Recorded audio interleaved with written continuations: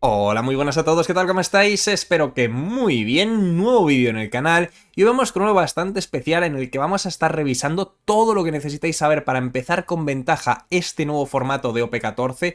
Vamos a analizar el meta que está actualmente en Asia, lo que está funcionando y lo que no. Las cartas, o más bien dicho, los decks que se benefician de las cartas de B4 que también entran en el formato nuevo que vamos a tener nosotros exclusivamente en Occidente, a diferencia de Asia. Un poco lo que se puede llegar a esperar, matchups, etcétera, etcétera, toda la información que os pueda hacer falta para empezar de la mejor manera OP14 la vais a tener en este vídeo.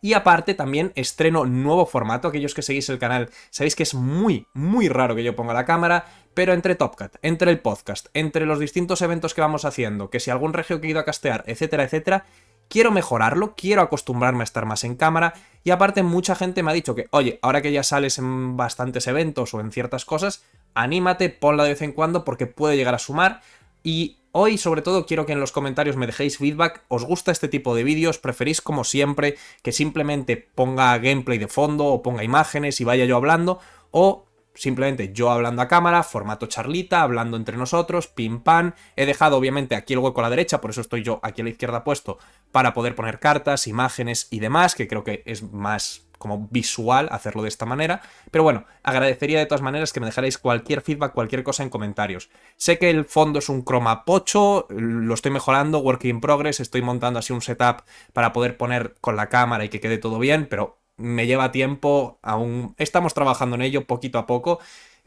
Por ahora esto es lo que hay, sé que la calidad pues es la que tiene, no es perfecto, disculpadme, pero bueno.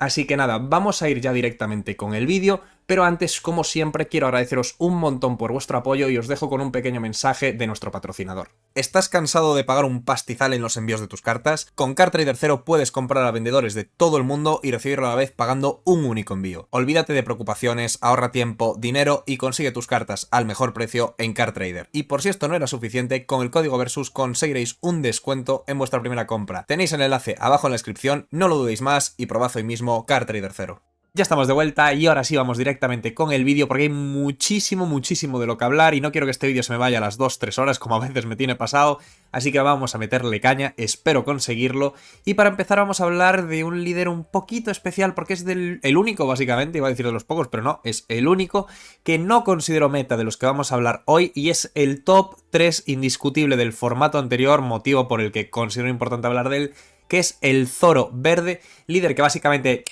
caput en OP14 a nivel competitivo, quiero decir, aclarar que estoy hablando de nivel súper competitivo, de ir a ganar un regional, de ir a ganar unas finals, cosas del estilo. No estoy hablando de que no te pueda funcionar en un local, de que si tienes un poco de suerte en el día puedas ganar, por ejemplo, una Store Treasure o cosas así, puedes seguir compitiendo a ese nivel con Zoro, pero a nivel de ya regional de 9 rondas, unas finals, torneos grandes, torneos más importantes, va muy pillado ese líder. Y no es que no haya recibido soporte, no es que no tenga absolutamente nada o que el líder haya empeorado muchísimo, es que sinceramente el meta le sienta como el putísimo orto, es horrible.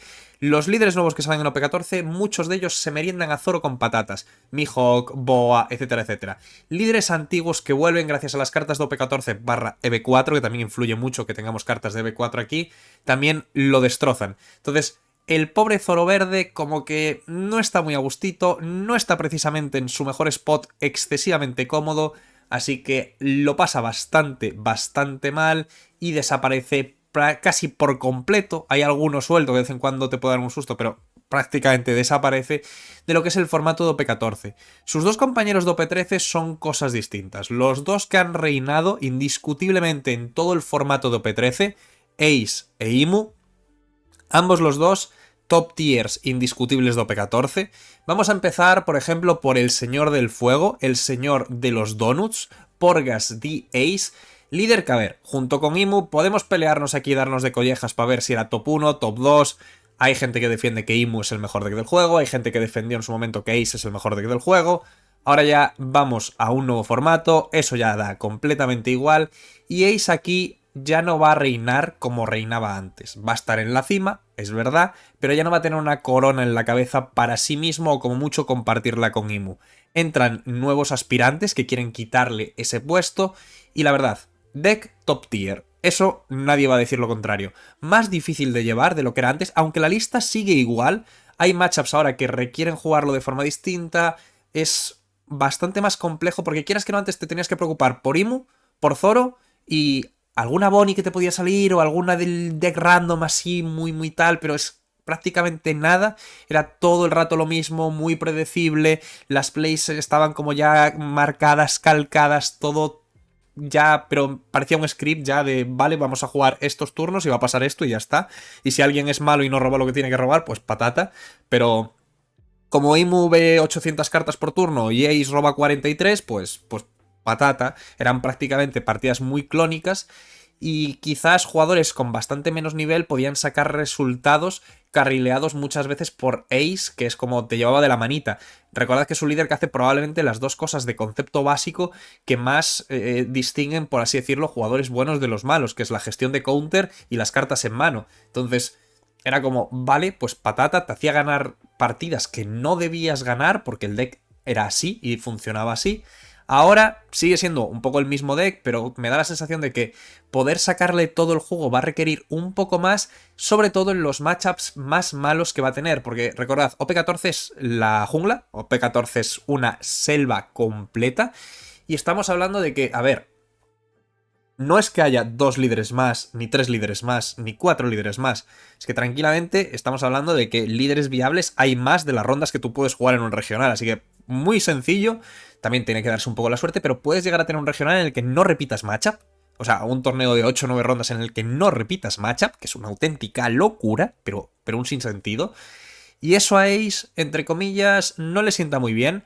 Aparecen líderes en el formato, que luego veremos y hablaremos más en profundidad de ellos, que no acaba de funcionar muy bien el señorito de los donuts contra ellos, como puede ser el Upe Luffy, que vuelve el Snakeman, vuelve el rey a intentar recuperar su trono, ya lo veremos como he dicho más adelante, pero es un matchup que no le hace ni santa gracia al bueno de Ace. También tenemos matchup como Mihawk, que no deja de ser molesto. Hay bastante cosilla por ahí que le puede llegar a atracar, le puede llegar a molestar. Un Kaido, por ejemplo, si te sale modo loco con las cartas de B4, te puede dar bastantes sustos. Y la build que se está jugando ahora del Kaido es muy molesta para Ace. Entonces, hay como varios spots malos que te pueden llegar a doler muchísimo.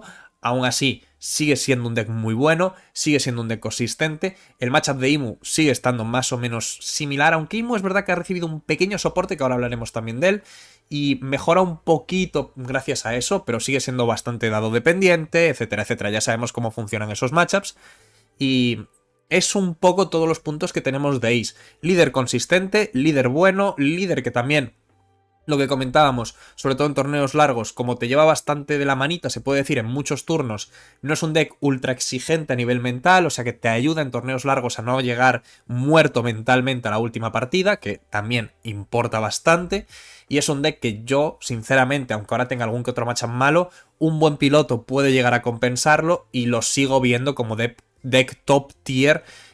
Claro, en OP14. Yo no lo pondría top 1, como lo he discutido con algunos de mis amigos de que lo siguen poniendo top 1. Para mí, y con los datos que tenemos, que por cierto, aprovecho, mañana probablemente, no lo voy a hacer en este vídeo porque si no es lo que digo, se me va a 5 horas. Mañana probablemente haga vídeo analizando datos, que ya me pongo con números y no tanto con un poco lo que es contexto global, de analizar datos tal cual, matchups, porcentajes, win rates, de OP14 en Asia. Entonces, si os interesa, mañana probablemente tengáis ese vídeo.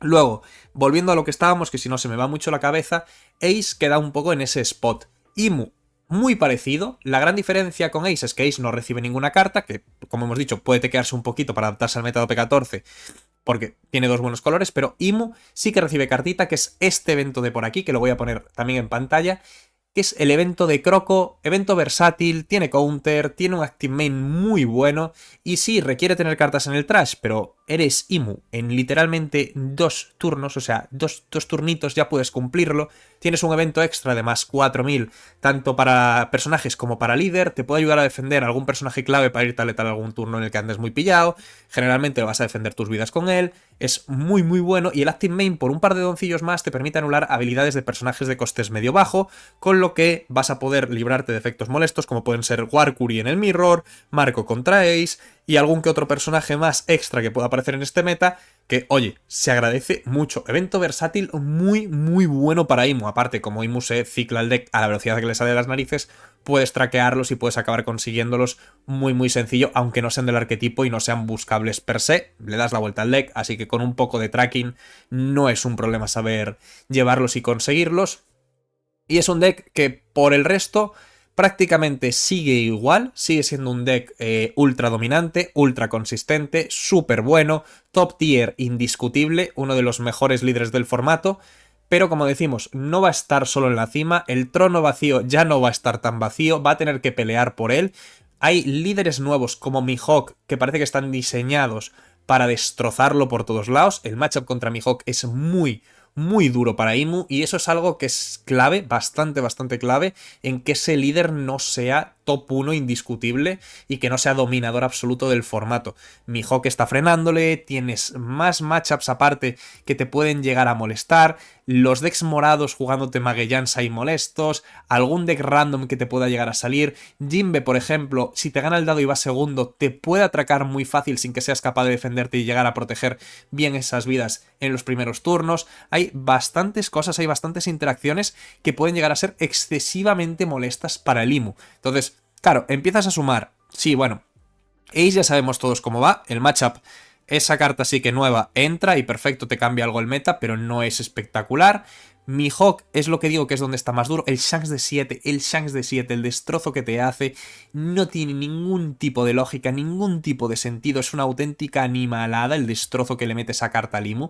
No es solo que te está pegando de 9000 continuos, sino que te está girando todo el rato los Warcuries, haces que pegues de 1000 menos de manera continuada. Si te encadena 2 Shanks en mesa, ya es que literalmente de ahí no sales ni pa' Dios.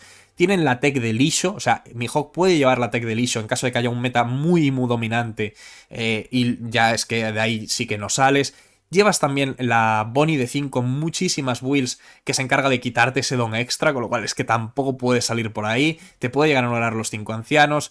El matchup es durísimo, de hecho, ya dije que lo iba a hacer probablemente para el próximo día, pero es que estamos viendo unos win rates en torno al 70-65% más o menos de media, dependiendo del torneo, alguno habrá un 60, en otro hay un 70, pero baila entre esos márgenes de 60-70% de win rate de media en el matchup de Mihawk contra Imu, que es bastante, o sea, ganarle el 70% de las partidas, el 65% de las partidas a un Imu es mucho, mucho, mucho, y claro, ya empiezan a ser números decentes. Y Mihawk es uno de los líderes más representados y tener ese win rate contra él es un poco lo que va a acarrear problemas para Imu. Luego tienes también el matchup de Boa, que es muy, muy, muy trigger dependiente. O sea, como Boa triggeré te atraca, te puede hacer muchísimo, muchísimo daño. Eso sí, como Boa no triggeré como Dios, el matchup es positivo para Imu. Y eso un poco el resumen, pero ¿veis qué es lo que digo? Contra Jinbe dependes del dado, contra Ace más o menos sigue siendo lo mismo de antes y sigue siendo bastante peleable. Contra Mihawk vas mal.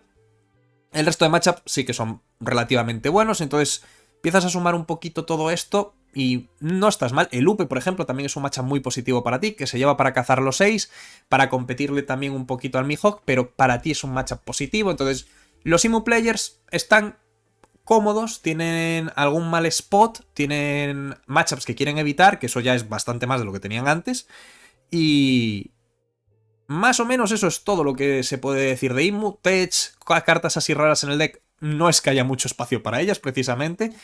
Soporte afuera del evento tampoco hay nada, así que más de lo mismo y eso sigue intacto. Esto es lo que ha sido OP13 a nivel de evolución en OP14.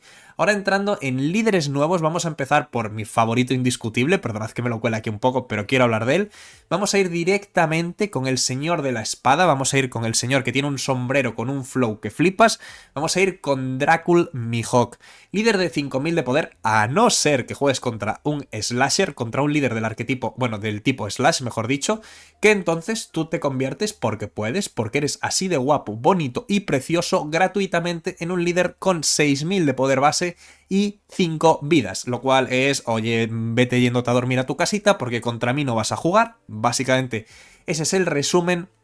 Y ya con esto obviamente haces counter a un montón de líderes, haces gatekeep a un montón de decks, que es un poco la parte asquerosa que a mí personalmente no me gusta del deck, Pero fuera de eso, eres un deck genéricamente bueno verde, puedes usar cualquier carta que no esté cerrada arquetipo, entra bien dentro del deck, que esto ha hecho que sea el líder donde más variedad de builds se esté viendo actualmente en decks, obviamente estoy hablando de los meta-meta, de OP14 y no haya una build definida. De hecho, por ejemplo, las finales de China fue un mirror de Mihawk y las dos builds eran completamente distintas.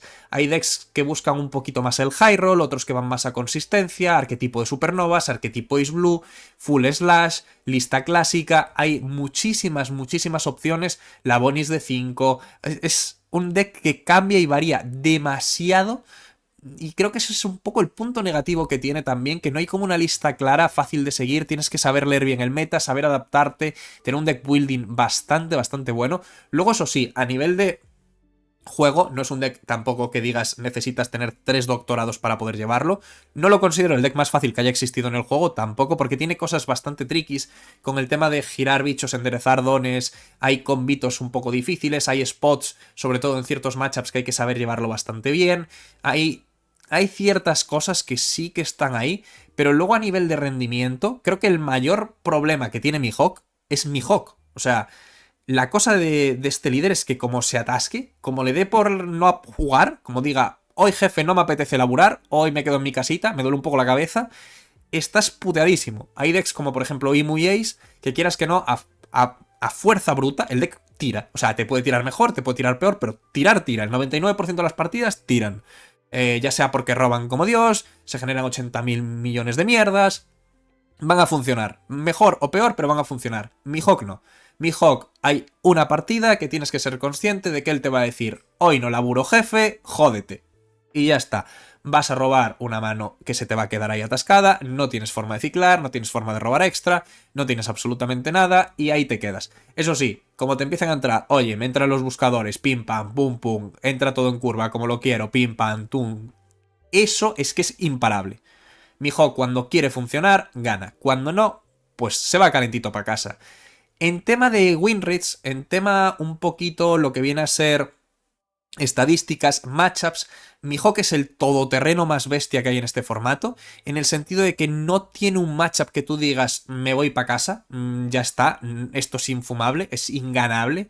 Al principio Boa se veía bastante difícil, ahora con mejor deck building y sabiendo jugarle un poco más, se está equilibrando, aunque sigue siendo un matchup muy gambler, que luego hablaremos de Boa ya en profundidad y ya veréis por qué lo digo.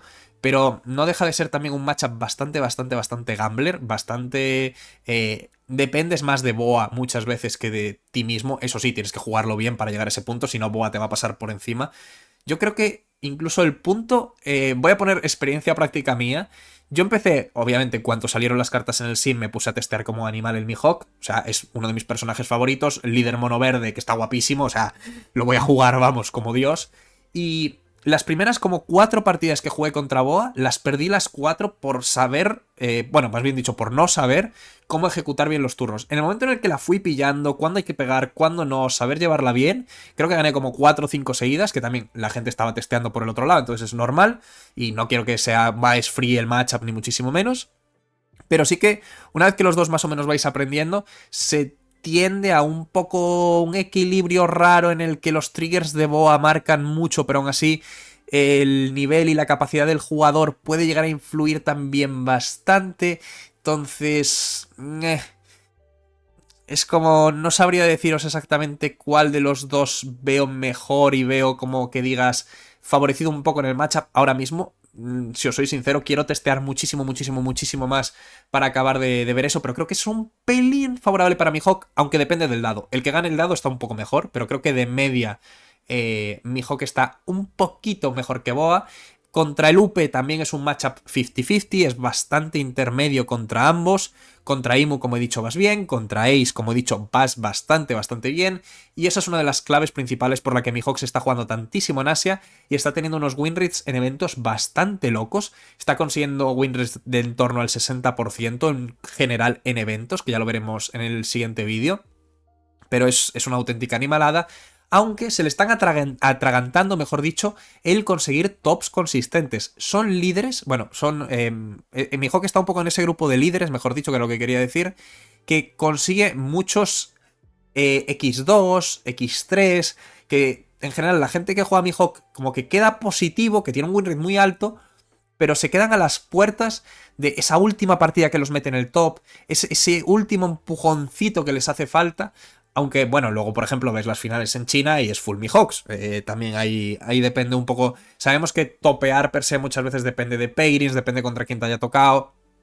Sabemos que ahí también entra un poco el factor suerte, pero creo que tiene que ver el punto que comentábamos antes, que como Mihawk a veces te trolea porque le apetece, una partida que tenías ganada, de repente empiezas a verte 20 ladrillos seguidos y dices, pues ok, o abres una mano inicial y te salen literalmente 4 counter 2000 injugables y dices, pues ok, pues vale, y no tienes forma de arreglarlo, porque es eso, no tienes el robo extra que tiene Ace, no tienes la capacidad de, bueno, pues me traseo una carta y robo una nueva que tiene Imu, no tienes esas herramientas y te pilla bastante. Aún así, puedes tener opciones en algunos puntos muy concretos, pero es bastante difícil y creo que es un poco el spot que está complicando a Mihawk. También, si habéis estado jugando, habéis estado siguiendo, podéis darme también vuestra opinión en comentarios. Pero yo es un poco lo que creo que le está pasando y más... A ver, también... Obviamente lo que decía, la gente aún no sabe jugarlo muchas veces, he visto un montón de partidas en Asia donde he visto errores de matchup brutísimos, pero no es de estoy jugando mal mi líder, es lo estoy jugando mal contra el tuyo. Por ejemplo, de pegar en turnos contra Doflamingo que nunca tienes que pegarle en ese turno es de desarrollar, probablemente intentar bajar la mesa más fuerte posible mientras le deniegas la suya, o bien con Mihawk de nuevo, o bien con Lobepos, para luego desde ahí plantear la ofensiva el siguiente turno, porque si no le estás regalando el rampeo con Dofis de 8, bla bla bla. Son spots concretos que hay que saber y hay que conocer, y mucha gente al principio del meta los estaba jugando bastante mal, y las builds había algunas que eran completamente horribles, que quieras que no, también eso influye bastante. A ver cómo se va sentando ahora que las bases ya están mucho mejor puestas. Las listas empiezan, aunque estén abiertas, empiezan a ver un poco de líneas básicas que se están siguiendo. Y yo sé que es verde, sé que es mi favorito y a lo mejor me está afectando un poco. Pero probablemente para mí Mihawk, no sé si top 1, probablemente se lo va a pelear. Pero para mí top 2 o 3 va a serlo sin ningún tipo de dudas. Creo que ahí Imu, Mihawk van a estar muy muy arriba ambos los dos. Y Ace también va a estar por ahí. Yo ahora mismo, de primeras, ¿qué es lo que digo? Tengo que avisar a Kyo también para hacer la tier list, que la tendréis dentro de poquito en el canal. Pero a mí ahora me dices, de primeras, de bote pronto, con lo que has visto en Asia, con lo poco que has podido testear, poco, que has podido testear para todo lo que me gustaría, ¿dónde pondrías... ¿Cómo pondrías las cosas? Pues creo que Imu aún sigue siendo el mejor a nivel de consistencia, a nivel de matchups generales. Quieras que no tienes un gameplay que es como muy directo, es muy funcional dentro de la jungla. Y sí, tienes un par de matchups malos, pero puedes remarlos con habilidad. O sea, un Imu bueno puede llegar a conseguir molestarte muchísimo. Y estás en un punto en el que, a ver, sí, tienes el Mihawk enfrente que te putea, pero creo que va a seguir siendo el top 1. Mihawk para mí, y digo, a lo mejor me equivoco, sé que es mi niño, entonces a lo mejor lo estoy sobrevalorando un poco.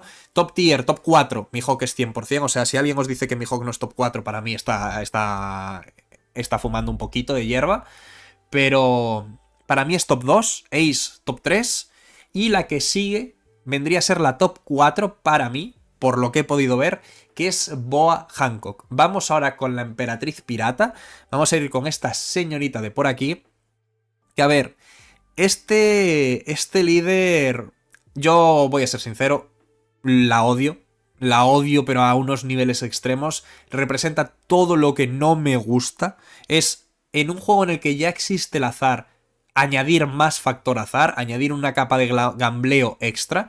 Si os mola el concepto gambler este de que es el vuestro, si Boa, igual que te he dicho que en mi Mihawk hay veces que dice que pierdes, si Boa dice que ganas una partida, puedes tener al mejor jugador del mundo delante, pero literalmente fusionar a los mejores jugadores que existen en este planeta de One Piece TCG, que si le pones delante a un pavo que la Boa le dice que gana esa partida, la gana. Y no hay forma de pararlo. O sea, si Boa te dice, oye, mi rey, toma todo triggers perfectos, se acabó.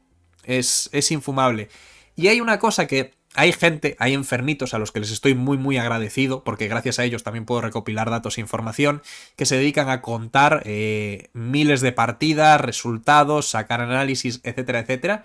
Y hay un dato que cuando lo leí me reventó la cabeza, lo estuve revisando y parece ser fiable, y es que el win rate de Boa está muy, muy vinculado al trigger de su primera vida. Cuando Boa triggerea una carta buena en su primera vida, no te hablo del mítico trigger de Perfume roba una, ok, vale, sin más, pero te hablo de que te triggeré, por ejemplo, las gorgonas, cosas del estilo. El win rate de Boa se dispara hasta unos puntos que mete miedo. Ahora bien, si esa primera vida no tiene trigger, te sale un buscador de Sengoku, un Kuma, cualquier cosa del estilo, el win rate de Boa se desploma, pero a unos niveles bastante fuertes. Entonces, sí, el piloto influye, obviamente, pero es un deck muy gambler, eso es innegable. Existen herramientas como Gloriosa que cada vez tienen más prioridad, cada vez los jugadores de Boa en Asia están haciéndole mucha más prioridad a poder hacer ese primer turno de Gloriosa para colocarme vida o buscar en conseguir Gloriosa ponerme vida, para de esta manera forzar ese primer trigger y no depender tanto del azar, que me parece un poco la estrategia lógica porque es la base de tu juego por lo que se ha podido ver. Luego a partir de ahí, ya teniendo campo, teniendo presión, buscas ese Kuma en turno de 6 dones, buscas desarrollar, conseguir más vidas, ralentizar la partida, empezar a meter presión en tu campo que va a entrar sí o sí por vidas, y gracias a los personajes que tienes en campo que no te pueden limpiar, apenas nadie tiene la capacidad de limpiártelos porque si no pierden vida aún más, vas a poder meter presión con todo tu campo amplio, van a entrar luego las boas de 9 que van a ir siguiendo, curándote, quitándole vidas al rival, y tú, esa es tu idea. Desarrollar mesa, meter pimba todo el rato, siempre con un don en el líder, siempre pudiendo meter la mayor presión posible para que tus vidas se conviertan también en más personajes en mesa, más presión, más daño y ese evento de uno que es tan importante para conseguir defenderte en los últimos turnos y cerrar la partida. Esa es la estrategia de Boa, eso es a lo que juega. Cada vez se ve más la build de Shichibukais, al principio se jugaba full Kuja Pirates, full ese paquete de piratas, Amazon Lily, piratas de Kuja, etcétera, etcétera. Pero cada vez ha ido transicionando más a un híbrido Shichibukais con Kuja. Y me parece la opción correcta. La verdad, Kuma tiene un valor aquí increíble. De hecho, gran parte del sobrecoste que ha tenido, bueno, de la subida que ha tenido el Kuma secreto es por esta señora, básicamente. Y aunque la considero un poco gambler de más, aunque para mí, sabéis que los que seguís un poco el canal, odio los triggers con toda mi vida, y los triggers me odian a mí, eso es innegable, Boa es muy buena. Boa es, para mí, top 4 de mejores decks de OP14. El deck es muy completo, tiene muchísimas herramientas, y más aún, que probablemente su peor matchup no exista actualmente, porque la gracia y un poco el matchup malo que tiene Boa es la Nami azul-amarilla, que es un líder que realmente viene en EV3, existe ya, pero me entendéis, las cartas que la hacen viable vienen en EV3, y para eso va a faltar a un mes y pico, entonces como que su principal depredador no está, y el siguiente matchup malo que tiene es Imu, que no deja de ser un matchup que es un poco dado dependiente también, como casi todos los de Imu, pero bueno, creo que la última vez que consulté los datos, aunque estoy hablando de memoria, era algo rollo un 40-60 aprox, podía variar dependiendo del torneo, dependiendo de los dados, ya sabéis lo de siempre, pero más o menos por ahí se movía, matchup negativo contra Imu, pero que, oye, como los triggers te sonrían, amigo, como los triggers te sonrían, el Imu se va calentito para casa muy rápido.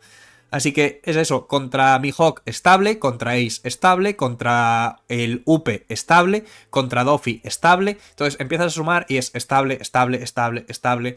Y entra ahí el factor dado y factor trigger. Entonces tienes tu día, crees que es el día en el que la suerte te va a sonreír, juega Boa, sé feliz y poco más.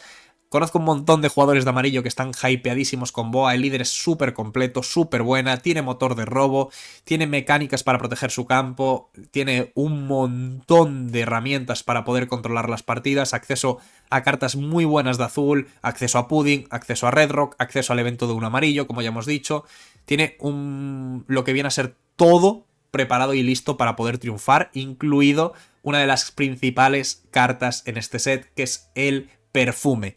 Efectivamente, hay un montón de Shichibukais en azul muy buenos y tenemos disponible para hacerlo imbloqueable, con lo cual muchas veces vamos a poder literalmente meter castañazo de 19, castañazo de 20, cosas por el estilo, para buscar cerrar partidas una vez que les hemos quitado todas las vidas por efecto. Es la gracia del deck, puede literalmente quitándote una vida por combate cerrarte, porque puede, y es muy, muy, muy, pero que muy buena opción. Y para mí estos son los 4 principales. Esto es lo que yo consideraría tier 1, los 4 que se van a estar pegando por ganar cada evento que se pueda hacer, que sabemos que no P14 por desgracia, y es algo que me ha reventado, porque ya me dirás tú, entiendo lo de los regionales hasta cierto punto, que quieran mantener la integridad competitiva y que quieran una época de competición pura, pero ¿por qué no podéis hacer 3 Urs? En plan, no lo entiendo, pero bueno, es lo que Bandai ha decidido sin más, pero... La comunidad va a hacer eventos, vamos a montar cosas, y si no las montan otros, ya las montaré yo. Algo quiero montar, así que estad atentos si queréis estar ahí jugando algún torneito por aquí, por la zona del norte de España. Pero es una putada que no haya eventos grandes de manera continuada en OP14. Aún así, creo que va a ser bastante bonito lo que se va a poder ver gracias a estos 4 dándose de collejas entre ellos en un meta muchísimo más abierto. Pero es que no están solos, les van a acompañar bastantes líderes muy buenos y hay uno que quiero destacar por encima del resto, que incluso he dudado en los 4 convertirlo en los 5, porque está el UP Luffy. El Snakeman vuelve a casa por Navidad. El Snakeman quiere recuperar su trono, aún no lo tiene, pero quiere pelear por él, y con todo lo que le entra, este deck es una amenaza. Ya no solo es que tenga víctimas muy, muy jugosas, sobre todo el Ace, como comentábamos, que es Ace Killer 100%, el problema lo tienes que contra los otros 2, que son Miho Kiboa, va estable, va ok, estamos ahí, se puede pelear. Ahí entra donde el factor de, oye, consigo mi triple ramp o mi doble ramp, más me veo bien, la capacidad del jugador, etcétera, etcétera. Todo eso entra ahí para decidir estos matchups. El problema lo tiene contra Imu. Imu sigue siendo un matchup durillo, no te acaba de gustar mucho precisamente, y se te complica bastante. Entonces, estás ahí un poco de, le gano muy fuerte a uno del top 4, voy bien, 50-50, vamos a poner, para aproximar, no me voy a meter ahí a números ultra cerraditos, pero más o menos estás estable, y luego contra Imu sufres. Entonces, oye, para enfrentarte a un meta como este, lo veo en una muy buena posición. Contra la jungla en general que ahí tiene debajo, va bastante bien, y es un líder que no nos podemos dormir en él, y que más de un susto le va a dar alguna, y que sé que hay muchísima gente que le tiene mucho cariño de OP11, y también de lo que fue después, y que va a volver en Europa sobre todo bastante fuerte.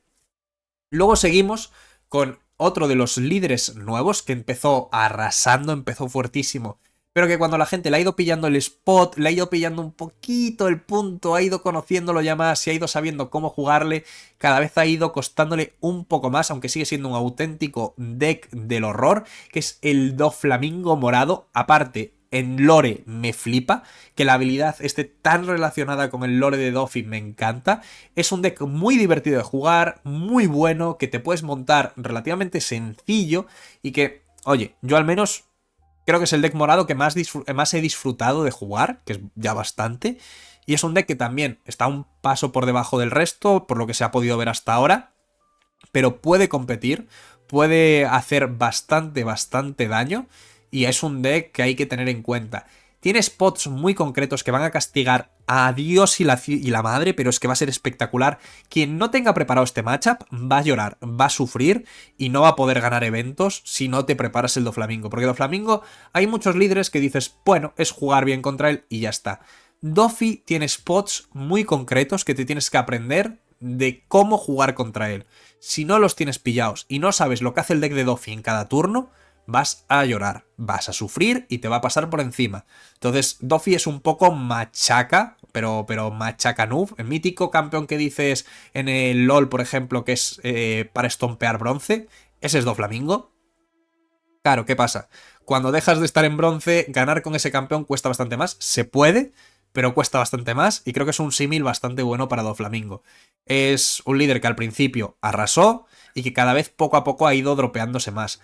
También es bastante dado dependiente, por lo que se ha podido ir viendo, y tiene matchups donde el dado decide básicamente quién gana, que es algo que no me gusta. Es quizás la parte más negativa que le puedo sacar a este señor, pero bueno, algo es algo. Y por continuar un poco, que no creo que... Bueno, espera, ¿sigo orden de lanzamiento? Sigo orden en el que creo que están un poco colocados. Porque para mí, voy a ir un poco por orden de potencia más bien. Creo que la siguiente en cuestión, la siguiente en entrar aquí, debería ser Bonnie. Estamos hablando de la Bonnie verde, que nunca se va, es demasiado buena, demasiado genérica, y hay una cosa que le salva mucho. Bonnie en la jungla es Dios. Bonnie en la jungla es excesivamente buena. O sea, Bonnie cuando no sabes qué llevar es una respuesta, pero espectacular. Porque es capaz de adaptarse muy bien, tiene herramientas que son genéricamente buenas, el Doflamingo, las Carrots, todo este tipo de cartas van muy bien contra la selva. Entonces, Bonnie está cómoda. ¿Cuál es el problema de Bonnie? Que Bonnie en OP13, para adaptarse al meta, sacó esta build, que un poco hablamos muchísimo ya de ella, con Sergio, que estuvimos testeándola a niveles extremos, un poco todos los Bonnie players hemos contribuido a dar pasitos en ella. Y sí que iba muy bien en el formato de OP13, pero es porque estaba diseñada para ello. En esta jungla, ese tipo de deck no va a acabar de funcionar tan bien, y más aún cuando probablemente una de tus herramientas principales era el Zoro de 9, el cual contra el Mihawk de 9, pues digámoslo que no sirve para una mierda. Igual que el líder no sirve contra el líder, el de 9 no sirve contra el de 9. Mihawk es counter natural de Zoro, tanto en personajes como en líderes, y te revienta bastante. Aún así, creo que hay que llevarlo igual porque es la única win condition que te queda contra Imu, y hay que buildearla y hay que trabajarla bastante, pero ahí está la clave un poco que la acabo de spoilear. El problema es Imu. El resto de líderes con esta build full controlera, la Bonnie clásica se podría llamar, volviendo a meterte tus Doffis, volviendo a meterte todo este tipo de cartas, Carrot, etcétera, etcétera, vas bien, vas cómodo, vas con win rates bastante estables, bastante buenos. El problema es que te pilla un Imu con esa build, te pilla un Imu y lo que te hace no tiene nombre. O sea, en muchos países es considerado delito de guerra lo que le hace a Imu a Bonnie con esa build. Entonces, claro, tener un instalus, porque es prácticamente instalus, o sea, ya le puede venir un perro y morderle el deck a la mitad al Imu, porque es que si no, no, o sea, no.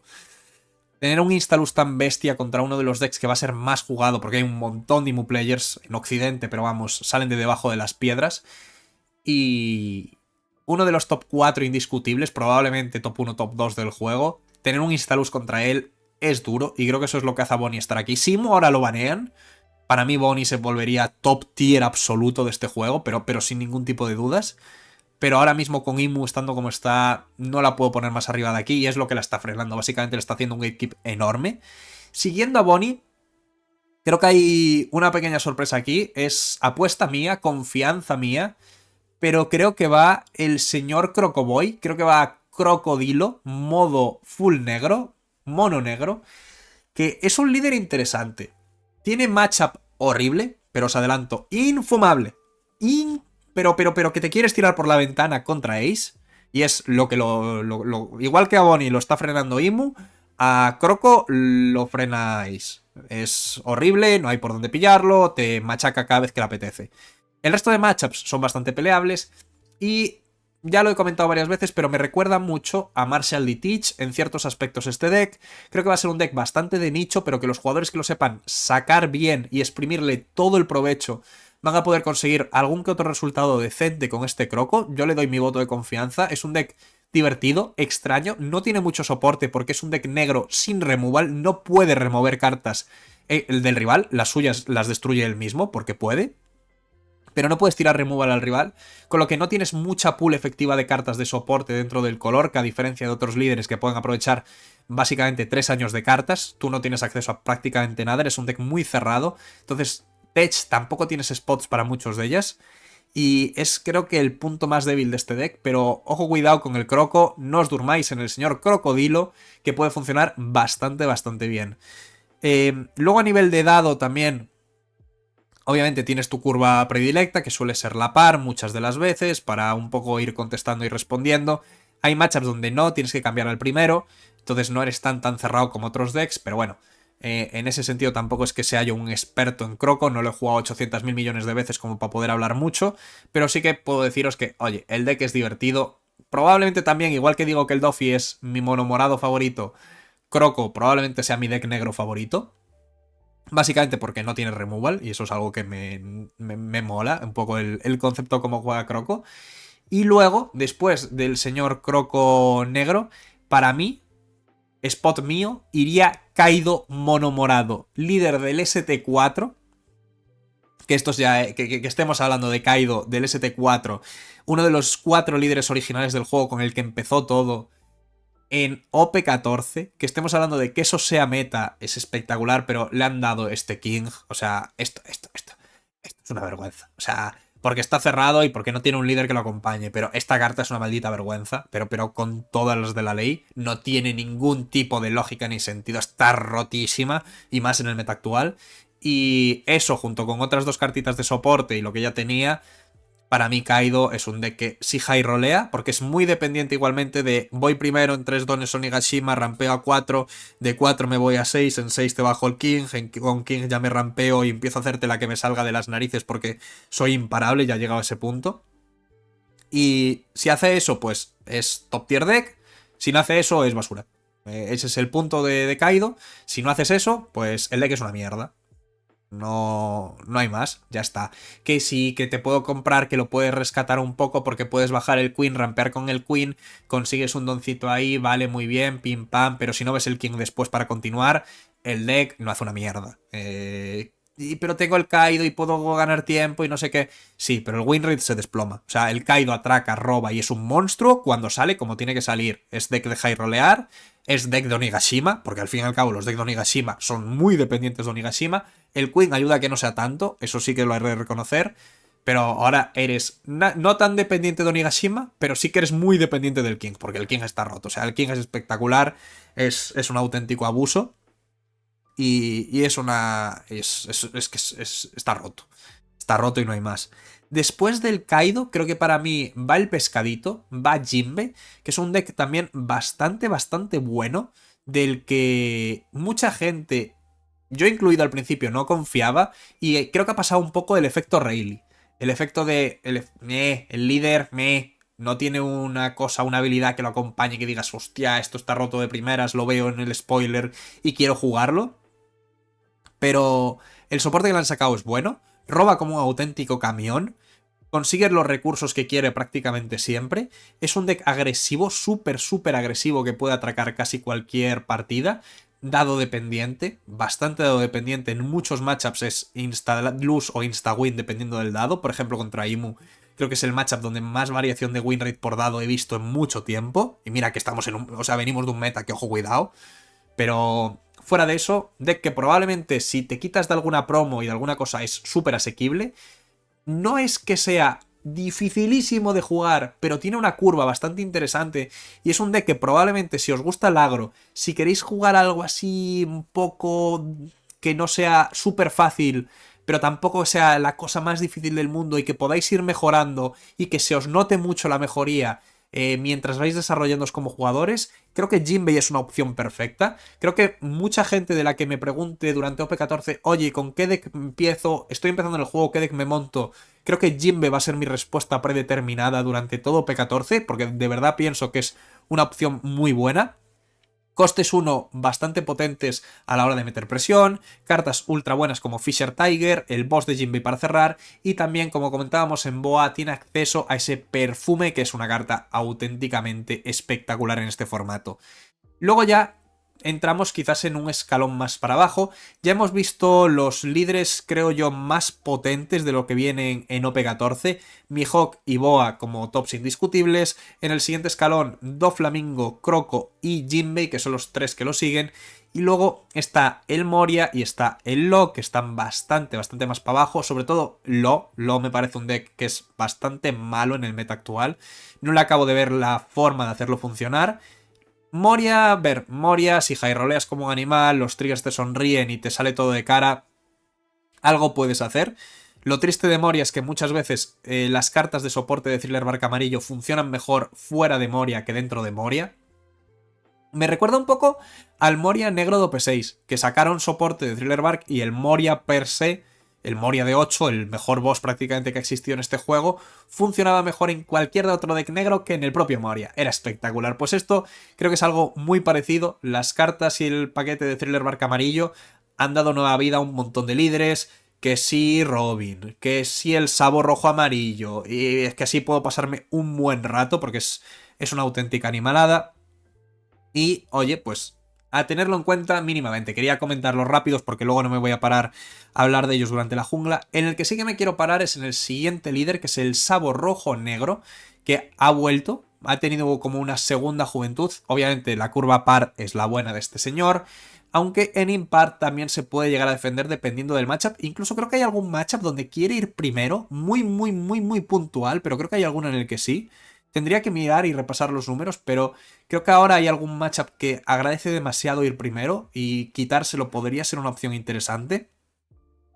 Y bueno, a nivel de cambio de cartas no es que haya tenido nada espectacular, es simplemente lo que comentábamos. A Zoro se le ha puteado lo que vienen a ser los matchups a Dios y a Sabo se le han mejorado. Sabo está relativamente cómodo contra muchos de los decks que entran y eso implica que su posición en el meta mejore. Si sois jugadores de Sabo, os encanta el deck, ya lo tenéis montado, enhorabuena. Probablemente cambiándole dos cositas para adaptaros a las distintas variaciones del meta, vais a tener un deck competitivo tier 2, no nos vengamos arriba, pero que sí que se puede llegar a jugar bastante bien. Luego, ya entrando en un escalón más para abajo y ya ahí nos vamos a decks que ya yo considero que puedes hablar de jungla, que puedes hablar ya de chimpancés en la selva. Tienes cosas como el Luffy rojo verde, que ha recibido también cartas bastante interesantes. La Nami esa, oye, pinta bastante bien la Nami verde. Pero, a ver, el líder es bueno, a mí me gusta el playstyle, pero no llega para competir con los monstruos que hemos visto hasta ahora ahí arriba. Y es un poco putada, pero creo que el spot y el sitio de este Luffy está bastante bien. Luego voy a empezar a pasar lista, pero mira, a una velocidad que va a meter miedo. De hecho, me lo puse aquí en la pantallita apuntado para no olvidarme quizás de alguno que quiera comentar. Pero empezamos con decks como puede ser el Zoro verde, lo podríamos poner aquí si queréis, un poco por no dejarlo tirado, pero entraría un poco en este spot. El Sanjupe, el Rayleigh, que queráis que no, probablemente es el mejor deck mono rojo que hay actualmente en el meta, lo cual es porque no está nada bien. La Velo Betty, el Kuzan, la Pudding, la Robin, todos estos decks entran aquí como en este tier 3 de decks que te pueden aparecer, decks que te pueden dar un sustillo y que te pueden costar más de una desgracia.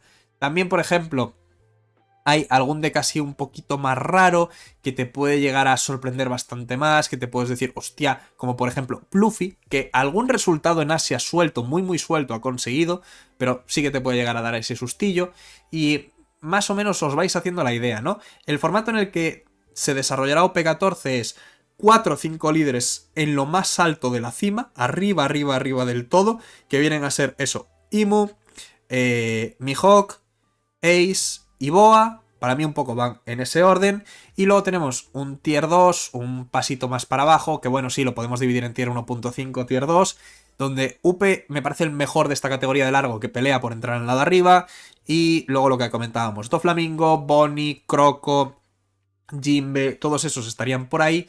Y a la espera de que se le sumen dos líderes más, que quiero aprovechar este vídeo ya para comentarlos, que vendrían a ser los líderes, bueno, que más influyen en EV3. La primera, porque viene directamente en EV3, que es la Bibi roja-azul, que creo que es de los pocos líderes Slash que sobreviven en un meta con Mihawk presente, que es bastante sorprendente, la verdad. Y no es nada mala. Encima viene con soporte de EV4, porque por ahora los números solo la hemos visto con las cartas que tiene actualmente en Asia.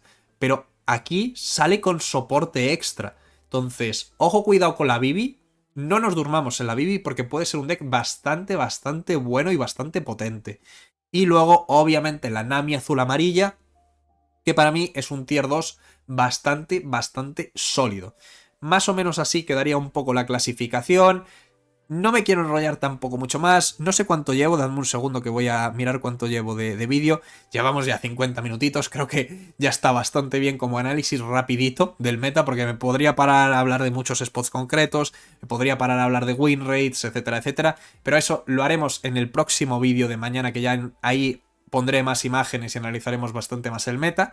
Y si os ha quedado alguna duda, si os ha quedado cualquier cosa en el tintero, cualquier pregunta así, sé que no me he parado mucho con los líderes más bajos, no me he parado un montón con el Sabo, no me he parado un montón con el Luffy, con el San Yupe, que el San Yupe en EV3 también recibe un buffo bastante potente. El matchup de Imu se le sigue complicando a Dios, pero es que en el resto va flying el cabrón. Entonces, es que hay mucha cosa de la que hablar aquí y no me voy a parar a absolutamente todo porque es excesivo, pero con este vídeo creo que ya estáis preparados un poquito para lo que os puede deparar OP14, para todo lo que os puede llegar a encontrar, y ya sabéis un poco por dónde orientar vuestro testeo, por qué decks un poco ir tirando dependiendo de vuestros gustos, dependiendo de qué queráis hacer con cada uno de ellos, y en general una base de información muy buena para prepararos para OP14. Ha quedado medio podcast, medio episodio así que podría considerar casi un podcast, debería plantearme subirlo a Spotify, pero bueno, como dije antes, recordad en comentarios, agradezco un montón que me pongáis feedback de este tipo de vídeos, si os gustan así más mirando a cámara. Ya digo, estoy trabajando en mejorar calidades, por ahora tengo el Chroma Step 8 hecho mal pronto y que intentaré mejorarlo lo más rápido que pueda. Estoy preparando setup, preparando fondo, pero bueno, quitando esos detalles que sé que hay que mejorarlo, todo feedback extra se agradece mucho. Aún no estoy tan acostumbrado a mirar a cámara, a estar todo el rato hablando directamente hacia vosotros y no estar mirando así a mi pantalla, a mis imágenes y a mis cosas, modo full autista, así desparramado en la silla, como suelo estar de normal. Me obligáis ahora a estar recto mirando para allí. Pero bueno, fuera de eso, cualquier feedback, lo que queráis, de verdad, agradezco un montón que hoy me lo pongáis. Y poquita cosa más, recordad simplemente que en la descripción tenéis todos mis enlaces, mis redes sociales, el enlace de CardTrader, que ahora es más importante que nunca. Si vais a hacer cualquier cosa en CardTrader, que obviamente no vayáis a pillaros nada, que no os ibais a pillar de normal. No lo quiero, por favor no lo hagáis. Pero si ya ibais a pillaros algo en CardTrader, entrad para comprar desde mi enlace, porque ahora solo cuenta si entras desde el enlace directamente para hacer la compra. Antes tú te registrabas desde el enlace y ya llegaba, pero ahora como quieren como centrarse en cuánto impacto continuo generas y no cuánto ya como han asumido ellos dentro de la plataforma, han cambiado la forma de hacerlo y ahora como a la hora de negociar renovaciones y tal van a tener muy en cuenta que se compre desde mi enlace, así que si lo ibais a hacer, se agradece un montón y creo que es la forma en la que más apoyáis el canal, haciéndola directamente desde el enlace que tenéis abajo en la descripción. Y si nunca lo habéis hecho y lo vais a hacer, tenéis el código para que os salga un poco más barato esa primera compra.